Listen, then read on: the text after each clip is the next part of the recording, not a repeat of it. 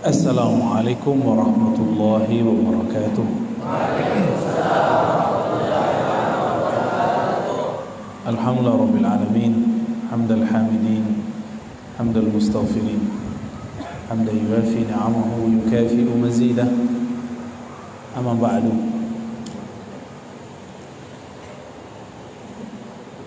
Yang sama-sama kita hormati pimpinan ma'had, para guru, para masyayikh, para asatiz, dan yang saya cintai para santri, semoga dalam sehat dan afiat. Amin.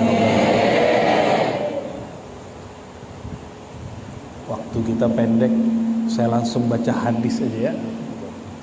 Mungkin hadis ini masyhur, cuma hadis ini ternyata ada kisahnya. Suatu kali Qais bin Kathir, orang Madinah, sengaja keluar kota mencari sahabat Rasulullah. Siapa yang dia cari? Coba itu. Qais bin Kathir mencari sahabat Rasulullah SAW. Dan Qais bin Kathir mendengar bahwa ada seorang sahabat yang masih hidup tapi bukan di Madinah, tinggalnya di Damaskus. Damaskus itu sekarang kita sebut di negara Suriah. Apa nama negaranya? Jadi Saudi utaranya itu nama ada Suriah. Suriah itu diapit oleh Lebanon, Turki, Baghdad ya, Irak, kemudian ada Yordan, ada Saudi. Jadi ini negara sangat strategis dan jaraknya jauh dari Madinah. Kalau sekarang harus pakai paspor, dan dulu tidak ada pesawat. Dulu hanya pakai onta. Pakai apa? Tapi dia, Qais ibn Kathir, tetap melakukan rihlah perjalanan. Ini dikisahkan oleh Imam Tirmizi, murid Imam Bukhari, dalam Sahih Tirmizi atau Al-Jami' As-Sahih al-Imam At-Tirmizi. Biasa kita mendengarnya dengan kata Sunan At-Tirmizi. Lalu Qais bin Kathir mencari sampai di kota Damaskus. Dia cari-cari di mana ada sahabat Rasulullah bernama Abu siapa tadi? Abu Darda. Ternyata ketemu di situ seorang sahabat namanya Abu Darda.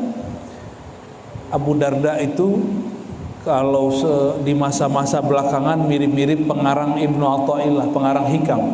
Jadi kata-katanya penuh dengan hikmah. Pendek cerita, dulu tidak ada GPS. Atau GPS nggak?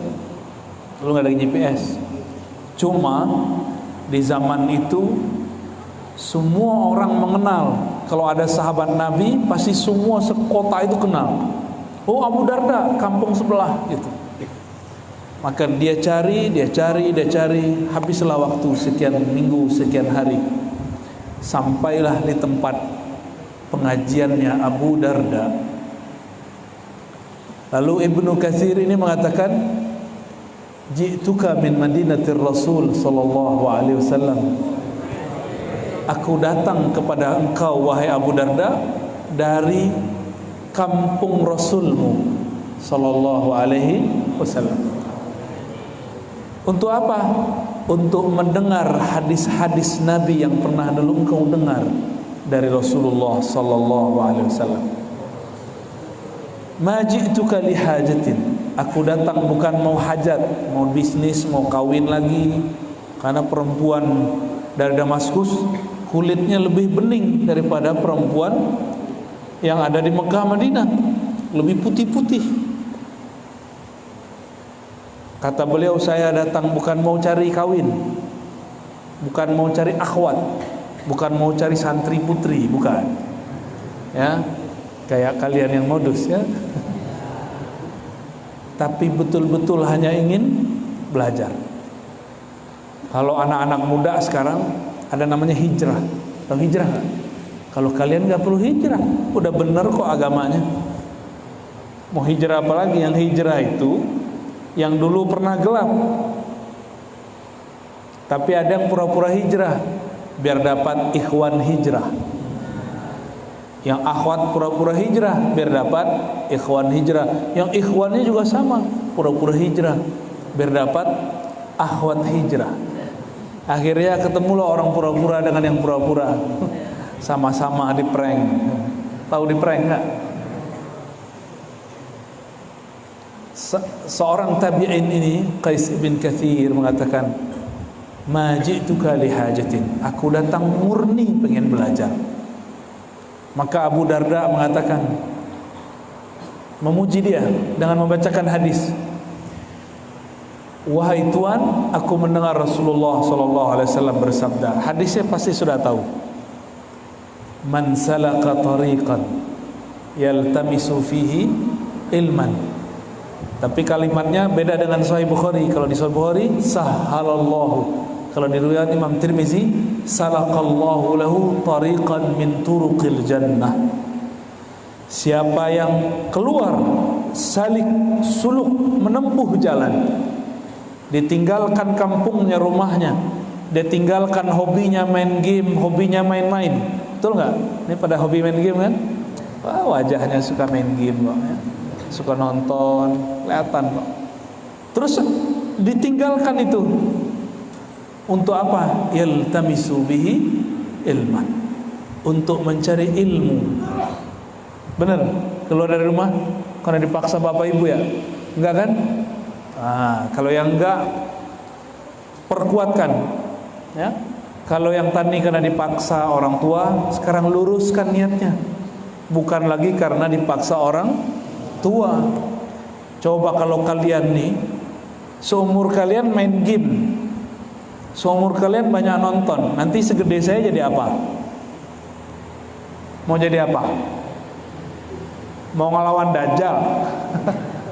Mau ngelawan siapa? Ngelawan Dajjal pakai game nih, gak bisa, ya. Maka mumpung masih bisa diukir tuh kolbunya. Kolbu kita ini kalau masih muda itu ngukirnya seperti ngukir kayu atau ngukir batu, dia tahan lama. Tapi kalau sudah tua agak susah. Diukir kayak ngukir di atas air. Habis dibuat nutup lagi deh, hilang lagi deh. Maka Nabi mengatakan, kata Abu Darda, siapa yang suluk menempuh jalan mencari ilmu karena Allah, Allah akan salaka, Allah akan perjalankan dia, tempuhkan jalan bagi dia untuk menuju surga. Jadi sedekat apa kita ke dalam surga, setinggi apa makom di dalam surga, sebanyak mana ilmu yang diambil, ya. Masuk surga susah atau mudah? Susah atau mudah? Susah. Wah, salah doktrin kalian nih. Masuk surga itu mudah kalau mengerti isi surga. Orang tuanya pada kerja kan? Kerja susah gak? Tapi kenapa orang tua kita keasikan bekerja? Karena dia tahu hasil kerjaan. Maka orang tua kita cinta dengan pekerjaannya, sehingga tidak terasa berangkat pagi pulang sore. Orang dagang juga begitu, sama. Kalau sudah cinta dengan ilmu, tidak ada lagi susahnya masuk surga. Masuk surga itu seperti tersenyum, gak susah-susah. Susah itu kalau di kolbunya tidak cinta kepada ilmu, ya. Jadi ilmu itu adalah mutiara-mutiara surga. Dapat satu ilmu sama dengan dapat satu coupling di surga, gitu. Lalu Nabi SAW mengatakan, kata Abu Darda, sesungguhnya orang alim yastaghfir lahu man fis samai wal ard. Orang-orang alim itu didoakan baik yang tinggal di langit ataupun di bumi. Yang di langit siapa? malaikat. Yang di bumi siapa? Banyak, manusia, ada jin. Jin cuma jin muslim ya, manusia beriman. Hewan. Coba di kolam-kolam itu ada ikan nggak? Di sungai ada ikan? Itu masuk tuh. Ada kucing nggak ikut makan sama kalian? Oh, kalau kalian bisa dengar dia bicara, dia mendoakan kalian yang sedang makan dan belajar itu. Cuma nggak dengar kan? Karena kalau dengar kabur dari pesantren. Kata kalian nanti, waduh pesantrennya berhantu. Masa kucing bisa ngomong? Nanti ada masanya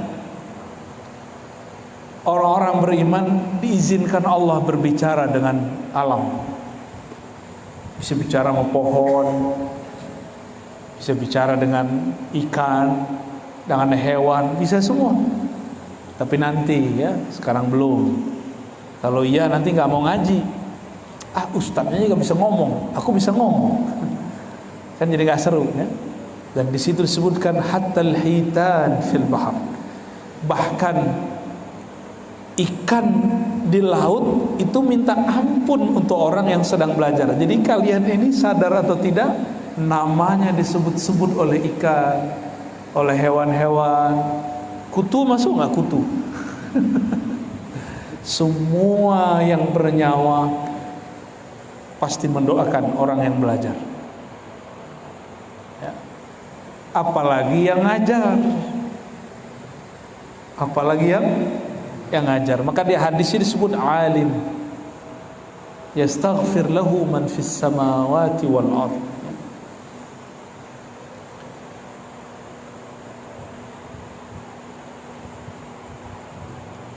Di riwayat yang lain itu ada tambahan ya. Malaikat itu menyebarkan, membuka sayapnya, menaungi pangsang pelajar, santri, orang alim, ridha bima yatlub. Ini kita sering dengar hadisnya, karena ridha dengan apa yang dia cari. Di dalam surat Fatir misalnya disebutkan bahwa malaikat itu punya sayap, ada yang masna, dua di kanan, dua di kiri. Ada yang sulas, tiga di kanan, tiga di kiri. Ada yang 4-4, ada yang 6-6. Begitulah terus.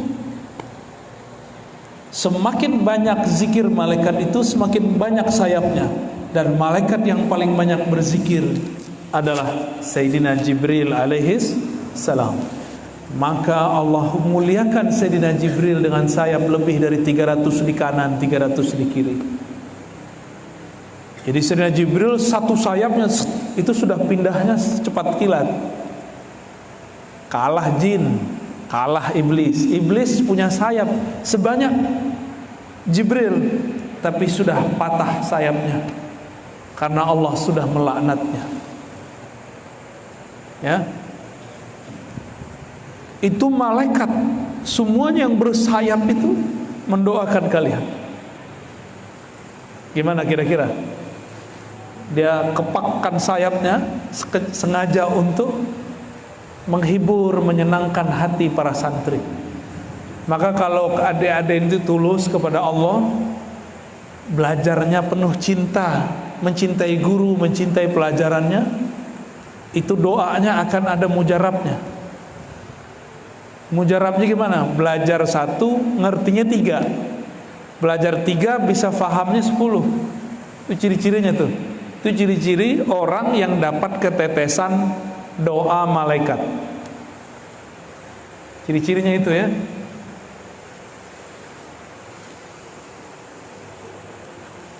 Berdasarkan hadis ini, maka sepatutnya kita berbangga jadi santri. Ya, sebanyak ini orang di muka bumi yang didoakan bukan orang yang main game, bukan yang banyak duit, tapi yang belajar. Ya, di saat kawan-kawan kalian sekarang lagi nonton, lagi main game, bener gak?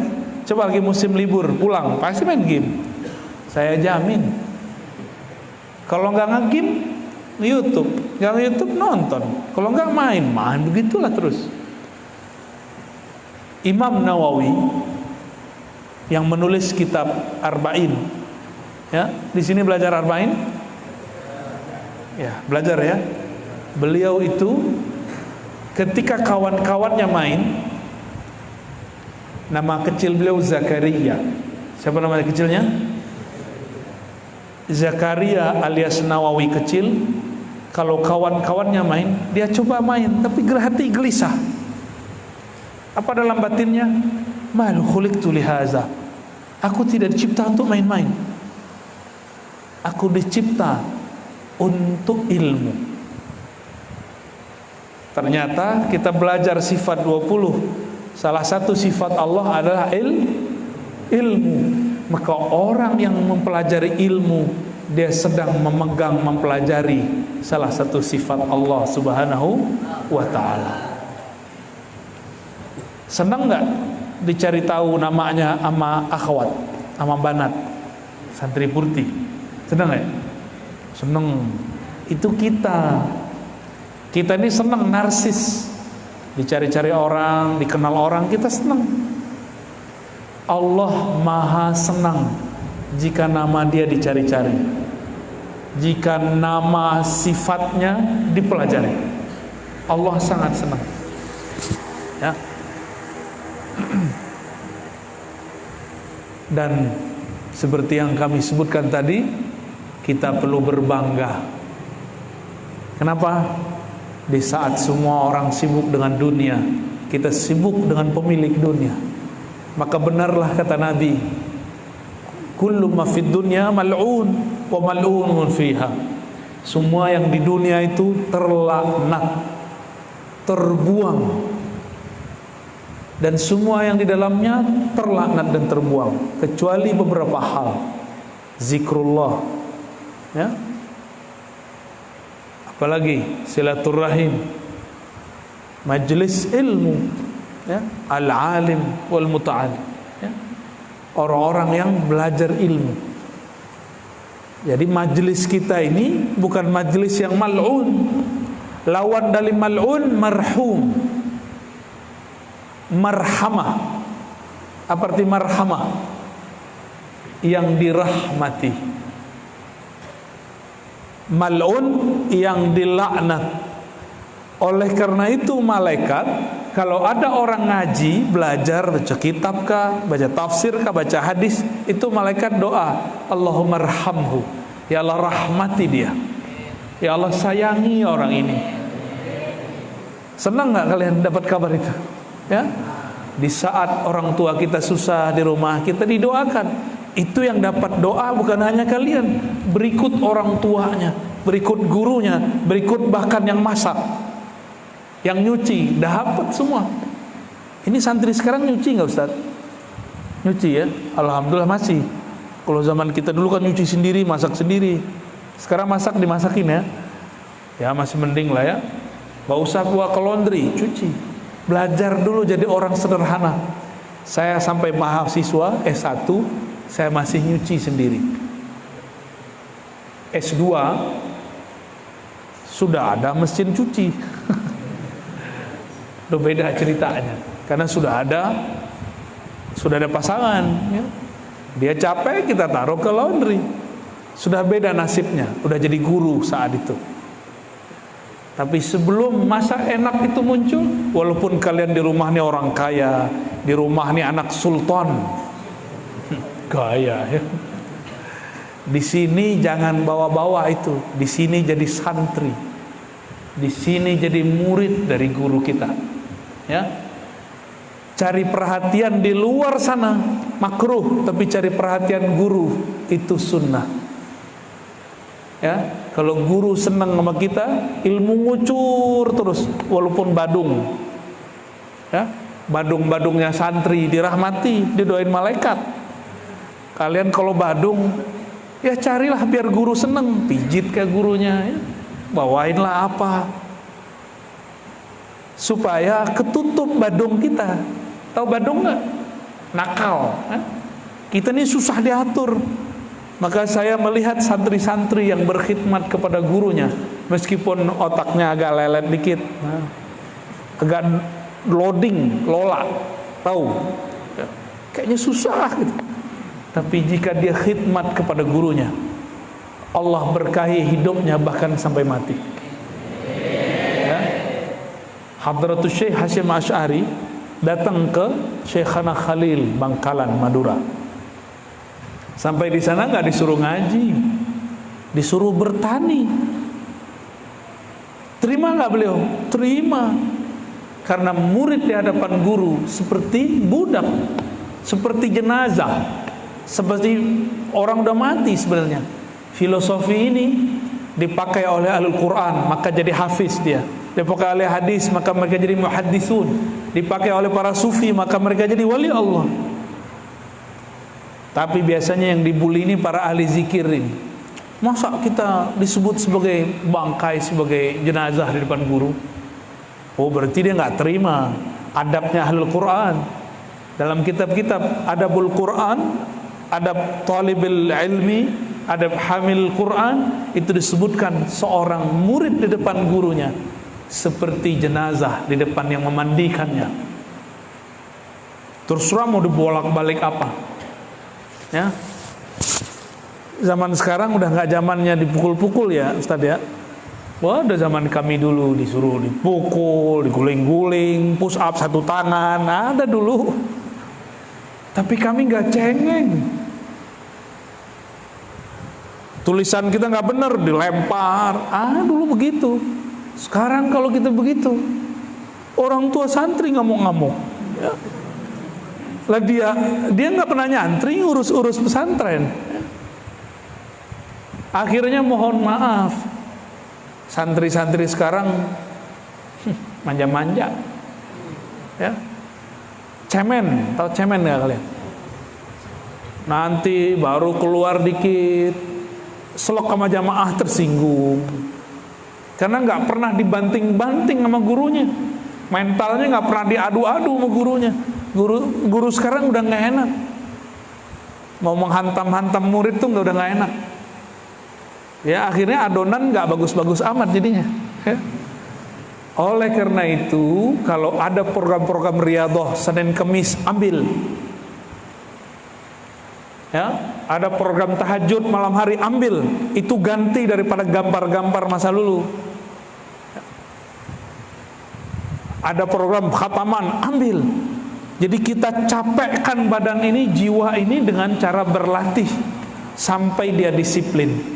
Wa man at'aba nafsahu fi syababatihi. Ya, siapa yang melatih dirinya, melelahkan nafsiyahnya di waktu dia masih muda, ya, maka dia akan sampai kepada kemahiran, ya, sampai kepada puncak kesuksesan ketika dia tua. Orang kalau masa mudanya baca banyak, ngaji banyak, nanti ceramah kalau udah dewasa nggak perlu pakai bahan, nggak perlu persiapan, mau kitab apa jadi buka boleh. Kalau dulu suka dibanting-banting sama gurunya, ya, bukan dibanting, dipukul-pukulin, dibuat dia disiplin. Ya. Terakhir saya sebutkan hadis Nabi SAW, bahwa Nabi SAW mengatakan, min asyratis sa'ah, ciri-ciri kiamat sudah dekat, ayyuh badal ilmu, ketika ilmu dicabut. Para sahabat bertanya, maksudnya gimana tuh? Apa tiba-tiba kepala ustadz dicolek terus hilang ilmunya? Atau ada orang buka aurat lewat terus hilang ilmunya? Enggak.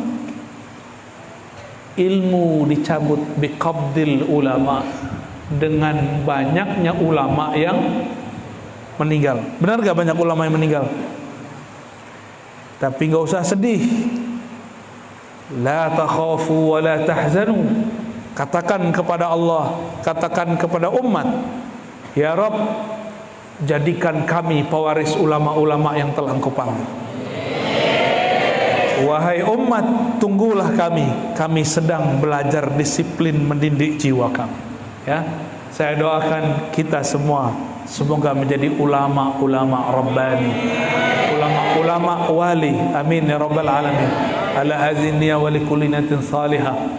Al-Fatihah. A'udzubillahi minasy syaitonir rajim.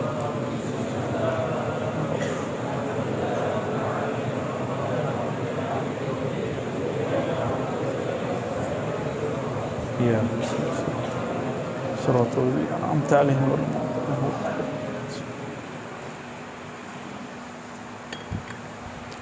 Afdalud doa alhamdulillah, doa yang paling tinggi adalah baca alhamdulillah atau surat al-Fatihah.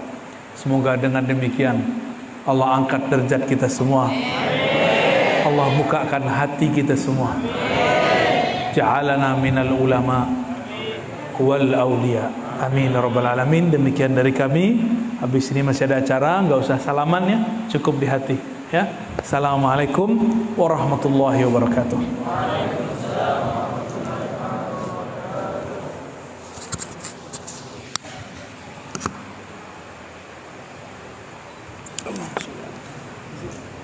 Masya Allah, telah disebut Allah.